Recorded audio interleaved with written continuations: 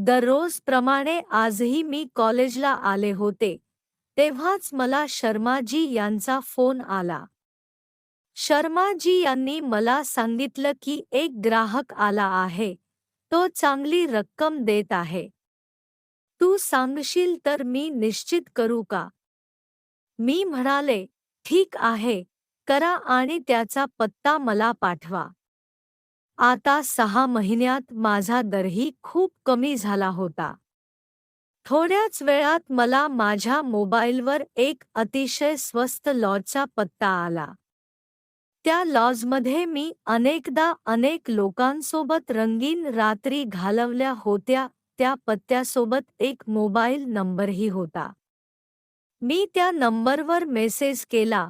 मला उत्तर आलं की रूम नंबर 9 मध्ये जा. मी रूम नंबर 9 च्या दारापाशी गेले आणि दार थोडंसं वाजवलं. आतून एका माणसाने दार उघडलं. आतल्या माणसाला पाहून तर माझ्या पायाखालची जमीनच सरकली, कारण आत कोणी दुसरं नव्हतं तर माझे पप्पाच होते. हॅलो मित्रांनो, तुम्हा सर्वांचं स्वागत आहे आमच्या आणखी एका रोमांचक कथेत. मला आशा आहे की ही कथा तुम्हाला खूप आवडेल. माझं नाव मुस्कान आहे. मी नागपूरची आहे. माझं वय 22 वर्ष आहे आणि सध्या मी BAच्या शेवटच्या वर्षाची विद्यार्थिनी आहे. माझ्या घरी आई, पप्पा आणि मोठा भाऊ आहे. पप्पांचं नाव मुरारी आहे आणि ते एका सरकारी शाळेत शिक्षक आहेत. माझ्या आईचं नाव राजबाला आहे आणि ती गृहिणी आहे. माझा मोठा भाऊ नितीन एका किराणा दुकानात काम करतो. पप्पांची पगार जास्त नाही, म्हणून भावाने शिक्षण सोडलं आणि मलाही पप्पा कसंतरी शिकवत होते. ही कथा माझीच आहे. माझं 12वी पर्यंतचं शिक्षण झाल्यावर पप्पांनी माझी एका मोठ्या कॉलेजमध्ये प्रवेश करून दिला होता. कॉलेजच्या सुरुवातीचे 1-2 महिने असेच निघून गेले. आता कॉलेजमध्ये श्रीमंत मुलींचं राहणीमान माझ्यावर प्रभाव टाकू लागलं होतं. मलाही वाटू लागलं की मीही इतर मुलींसारखे महागडे कपडे, मोबाईल वगैरे वापरावे. पण माझ्या घरच्यांची तेवढी ऐपत नव्हती की ते माझ्या आवडींसाठी पैसे देऊ शकतील. फक्त याच गोष्टीमुळे मी मन मारून राहू लागले होते. असेच दिवस निघून जाऊ लागले. दरम्यान माझी एक खूप चांगली मैत्रीण झाली. तिचं नाव अनिका होतं. तीही खूप महागडे कपडे, मोबाईल आणि इतर सामान वापरायची. त्यामुळे मला वाटलं की तीही खूप श्रीमंत असेल. एकदा ती मला तिच्या घरी घेऊन गेली. तिथे गेल्यावर मी तर एकदम थक्क झाले. अनिका आणि तिचे आईवडील एका भाड्याच्या खोलीत राहत होते. तिचे वडील नगरपालिकेत चपराशीचं काम करायचे आणि आई दुसऱ्यांच्या घरी भांडी आणि कपडे धुवायची. मी मनात विचार करू लागले की जर अनिकाचं कुटुंब इतकं गरीब असेल तर अनिका इतकं महागडं सामान कसं वापरू शकते.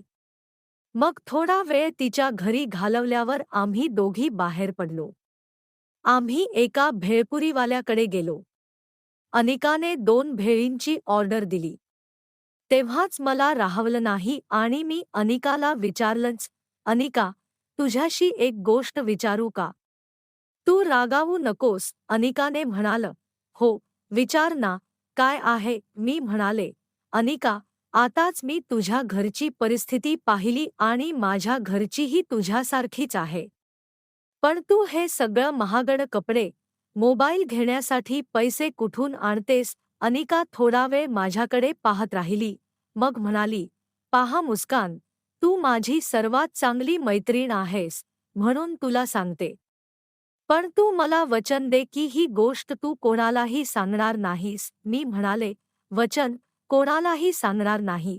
मग अनिका मला थोड बाजूला घेऊन गेली. आम्ही दोघी एका टेबलाजवळ खुर्च्या ओढून बसलो. अनिकाने तिचा मोबाईल काढला आणि मला काही फोटो आणि चॅट्स दाखवली. मी म्हणाले, हे काय आहे?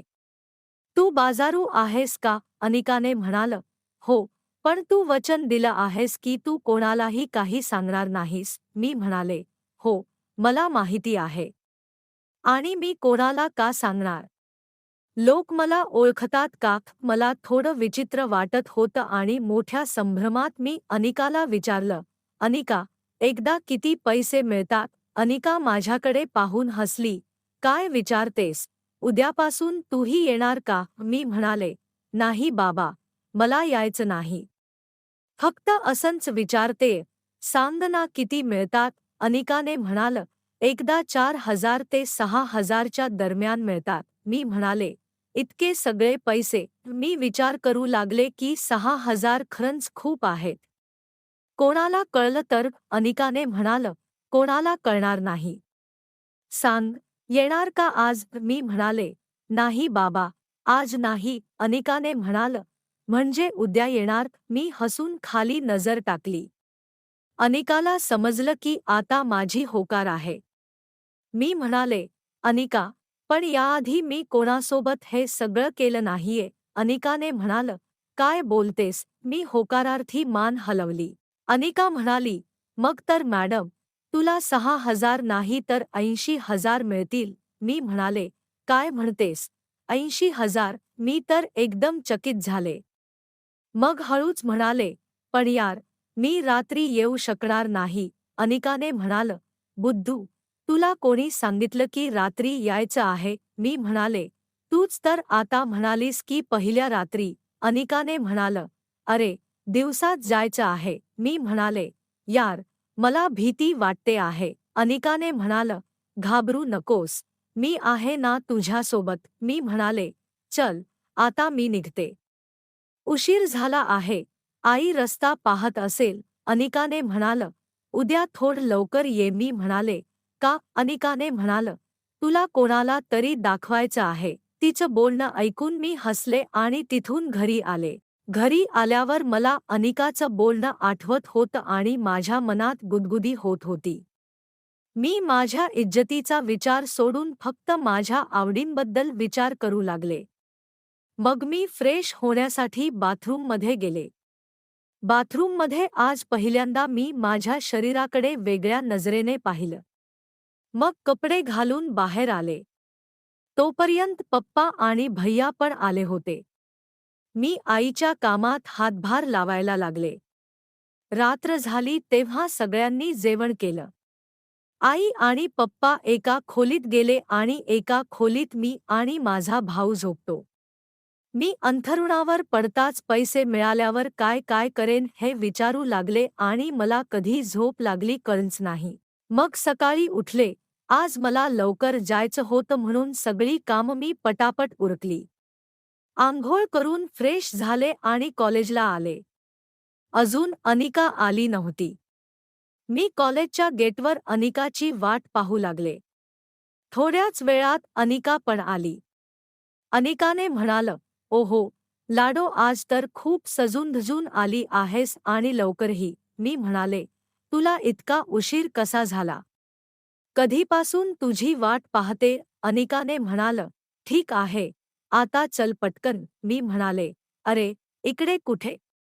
आपल्याला कॉलेजला जायचं आहे ना? अनिकाने म्हणालं, आज कॉलेजला नाही जायचं. अनिकाने एक ऑटो थांबवला.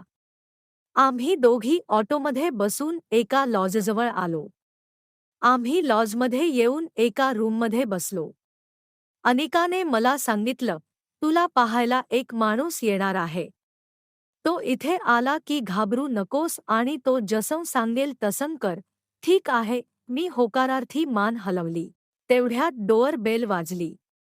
अनिकाने दार उघडलं तर बाहेर एक अतिशय काळाकभिन्न आणि जाड पोटाचा माणूस उभा होता.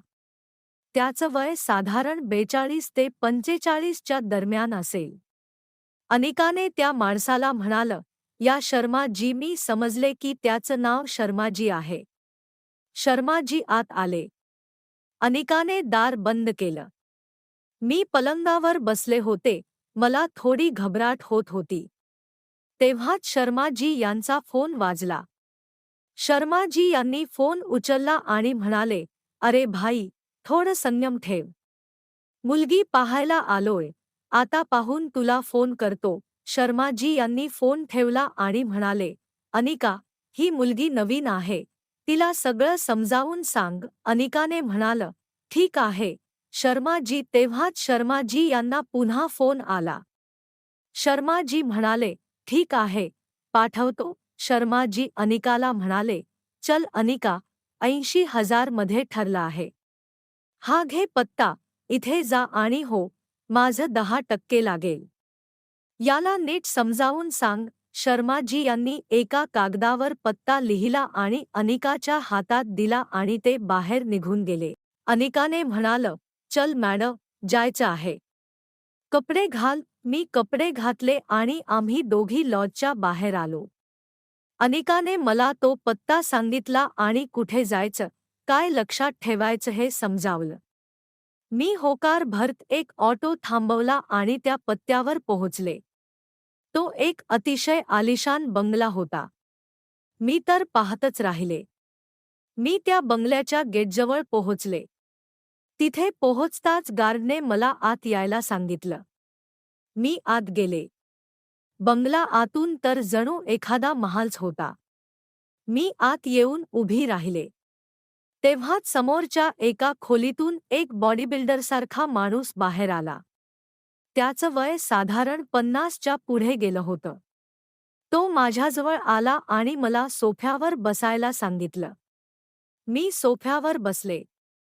तो माणूसही माझ्या बाजूच्या सोफ्यावर बसला. मी अजूनही त्याच्या घराकडेच पाहत होते. तेव्हाच त्याने मला पाणी प्यायला विचारलं, पण मी काही ऐकलंच नाही.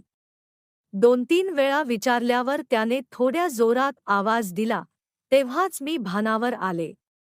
माझ्या तोंडून निघालं, हो अंकल. त्याने म्हणालं, अंकल. मी म्हणाले, सॉरी सर. त्याने म्हणालं, काही हरकत नाही. चांगल्या घरची वाटतेस, पहिल्यांदा आहे का? मी म्हणाले, हो अंकल. मग मी पुन्हा सॉरी म्हणाले. त्याने म्हणालं, काही हरकत नाही, तू मला अंकल म्हणू शकतेस. त्याच्या बोलण्याने मला खूप धैर्य मिळालं. तो माणूस खूपच मोकळ्या स्वभावाचा होता आणि माझ्या मनातली भीती निघून गेली. मी विचारलं, अंकल, तुमचं नाव काय आहे? त्याने म्हणालं, माझं नाव शरद आहे. आणि तुझं नाव? मी म्हणाले, मुस्कान. त्याने विचारलं, कोणतं शिक्षण करतेस? मी म्हणाले, BA आहे अंकल. त्याने म्हणालं, ठीक आहे, चल आता. मला कुठेतरी बाहेरही जायचं आहे. मी म्हणाले, हो अंकल. त्याने मला एका खोलीकडे इशारा करून तिथे जायला सांगितलं. मी आत गेले. आतली खोली ही खूप आधुनिक होती. एक गोलाकार पलंग होता. मी त्यावर जाऊन बसले, जणू काही नवरीसारखी. थोड्याच वेळात अंकल टॉवेल गुंडाळून आले आणि येताच दार बंद केलं. आणि आता तेच काम सुरू झालं ज्यासाठी मी इथे आले होते. थोड्याच वेळात अंकलही शांत झाले. मला खूप थकवा जाणवत होता. आता अंकल उठून बाथरूममध्ये गेले. मला पलंगावर पडताच कधी झोप लागली कळलंच नाही. साधारण संध्याकाळी 4 वाजता माझी झोपमोड झाली. मी तशीच पलंगावर पडून राहिले. माझ्या चेहऱ्यावर जे पदार्थ लागलं होतं ते आता सुकून थोडं कडक झालं होतं. मी उठून बाथरूममध्ये गेले, माझं शरीर स्वच्छ केलं आणि खोलीत उभी राहून अंकलला हाक मारली. पण त्यांचा काहीच प्रतिसाद आला नाही. मी तशीच खोलीबाहेर आले, तेव्हा स्वयंपाकघरातून 40 ते 45 वर्षांची एक बाई बाहेर आली. ती मला पाहून थोडं हसली. मग म्हणाली, उठलीस? कपडे घालून ये, तोपर्यंत मी तुझ्यासाठी चहा बनवते. मी खोलीत गेले आणि कपडे घालून बाहेर हॉलमध्ये येऊन सोफ्यावर बसले. चालताना मला खूप त्रास होत होता. थोड्याच वेळात ती बाई 2 कप चहा घेऊन आली आणि माझ्याजवळ बसली. तिने मला चहा दिला आणि तीही पिऊ लागली. चहा संपल्यावर तिने मला विचारलं, मुली, तुझं नाव काय आहे? मी म्हणाले, आंटी, माझं नाव मुस्कान आहे. तुम्ही कोण? मी आले तेव्हा तुम्ही इथे नव्हत्या. त्या म्हणाल्या, मुली, मी या घराची नोकराणी आहे. साहेब बाहेर गेले की मी घराची काळजी घेते. मी आले तेव्हा तू झोपली होतीस, म्हणून मी तुला उठवलं नाही. तू चांगल्या घरची वाटतेस, मग हे सगळं का? मी म्हणाले, आंटी, घरात पैशांची अडचण होती म्हणून आंटी म्हणाल्या, काही हरकत नाही.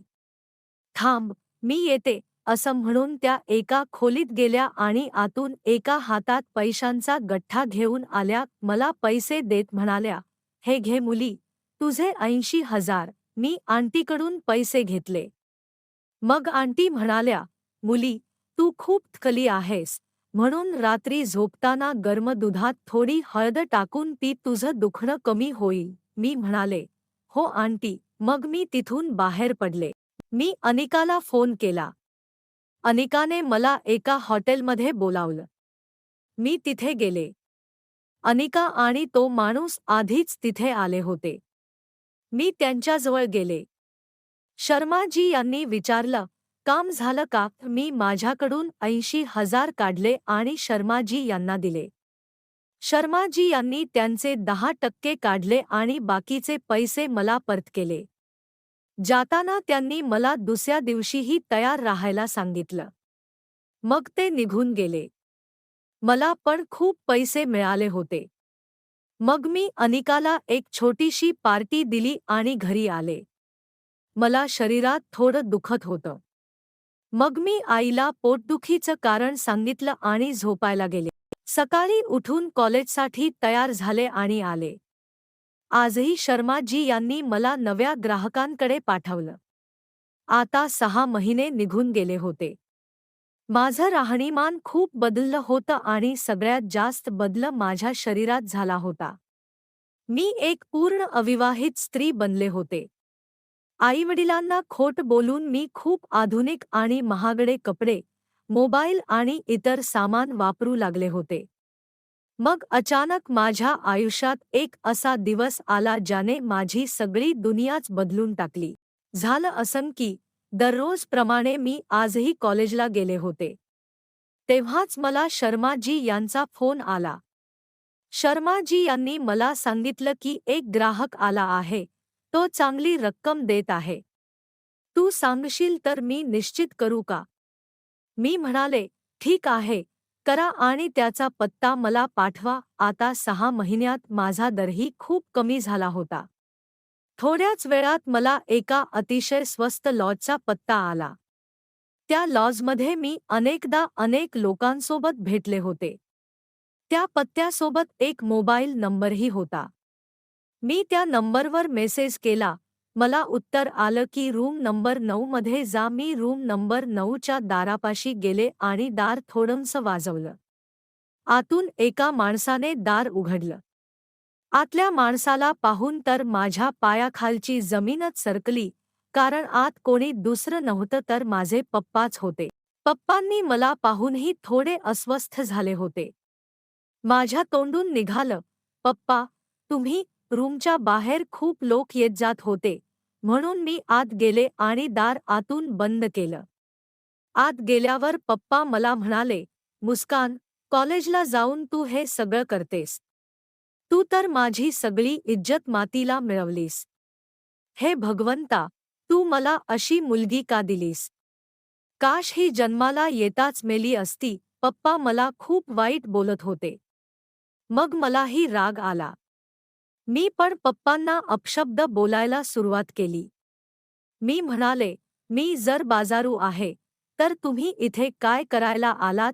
मी इतकंच बोलू शकले की पप्पांनी मला एक थप्पड मारली आणि मला पकडून पलंगावर पाडलं आणि बापमुलीचं नातं विसरून सगळ्या मर्यादा ओलांडल्या. तेवढ्यात माझा मोबाईल वाजला. शर्माजी यांचा फोन होता. त्यांनी मला दुसऱ्या ग्राहकाबद्दल सांगितलं. मी त्यांना पत्ता पाठवायला सांगितलं आणि फोन ठेवला. मी पप्पांना म्हणाले, चला पप्पा, मला दुसऱ्या ग्राहकाकडे जायचं आहे. रात्री घरी बसून बोलू. पप्पा म्हणाले, ठीक आहे बेटी, जा. मी जायला तयार झाले. जाताना मी पप्पांना विचारलं, तुमच्याकडे इतके पैसे कुठून आले? तुमचा पगार तर इतका नाही की तुम्ही इतके पैसे खर्च करू शकाल. पप्पा म्हणाले, मी बँकेत काही पैसे जमा करून ठेवले होते, त्यातूनच तुझ्यासाठी काढले. मग पप्पांनी खिशातून पैसे काढून मला दिले. मी त्यातून फक्त शर्माजी यांचं कमिशन काढलं आणि बाकीचे पैसे पप्पांना परत केले. मग काहीही बोलता मी पप्पांना बाय म्हणाले आणि तिथून निघाले. मित्रांनो, कथा पुढे चालू राहील. पुढची कथा जाणून घेण्यासाठी कृपया आमच्या चॅनेलला सबस्क्राईब करा आणि जर व्हिडिओ आवडला असेल तर कृपया लाईक करा आणि शेअर करा. धन्यवाद. ही कथा फक्त मनोरंजनासाठी होती. आमचा कोणाच्याही भावना दुखवण्याचा हेतू नाही.